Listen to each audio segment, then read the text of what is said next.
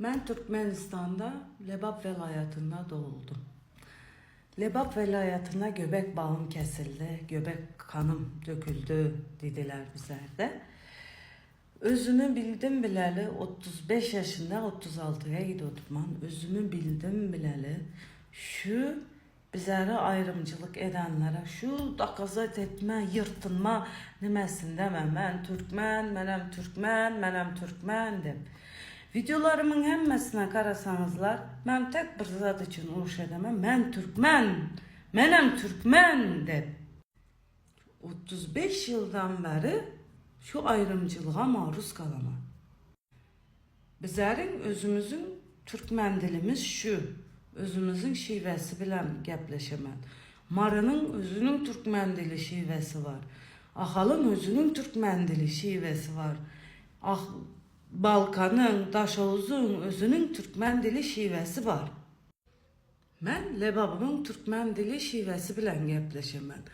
İto şundayım üstümüzden düşecek olasılar hani ayırıp hani ne yemedi yiyen o düşünem o dep özünüzlerce.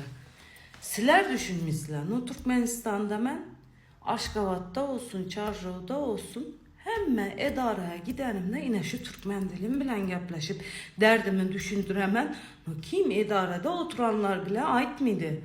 Neyemede olsan özün dilinde geple, Türkmençe geple demediler. Şu dişi düşünüp işimi halledip verediler sağ olsunlar. Kimse Aşkabat'ta bilim ministersvasına gittim ben. Şu özümün dilim bilen özümün problemamı düşündürüp sağ olsun Allah razı olsunlar hallediverdiler ve kimsen bilim ministersvadakiler aytmaptı bana. Nemeti yiyen o düşünem o dep. Kim ular aytmaptı. O özlerinizi bizlerden üstün görertek nemenizler var. Aydınlar kanı. Şu bizler şuna kan şunun için sizler özümüzlerden pes göremizden arkanı bizlerden bilelim. Huda var iyirdim. Özümü şu ben Türkmen de sizlere şu özümü dakazet etmekten yirdim. Hay sizler has Türkmensiler. Türkmenistan'da köp millet var. Azerbaycanı var, Ermenisi var, Kazağı var, Orusu var, Özbeği var. Köp millet var. Sizler şoları ya ayırsanızlar, sizler Türkmen emez, has Türkmen bizler dese, özünüzler neçe kurruk Türkmen bulup kalasılar. Ha? Sen Türkmen emez, sen o emez, sen bu emez desenize, neçe kurruk olup kalasılar. Türkmenistan Respublikası məni Türkmen şitat edeni için bana kimlik verdi, vatandaşlık verdi. Özlerinizler aydasılar, çarju, lebab, mihmal söverliği bilen bilinendir dep. Şu çeken videolarıma karangana beyikte komentariya bassanız asıl videoya ötediler. Kaysı videodan kaysı videoya çekelipti. Ben yalnız burada çekmedim. Özümün Türkmenistan'ımın, lebabımın dep desturlarını çektim. Bilerek Türkçe çektim. Türkler bilsin de. Ben Türkmen'e özünü Türkmençe çekip Türkmen'i mi düşündüreyim? Bu şunu bir düşününler kanı. Birinci ezek video çekemde şundan kıynadım.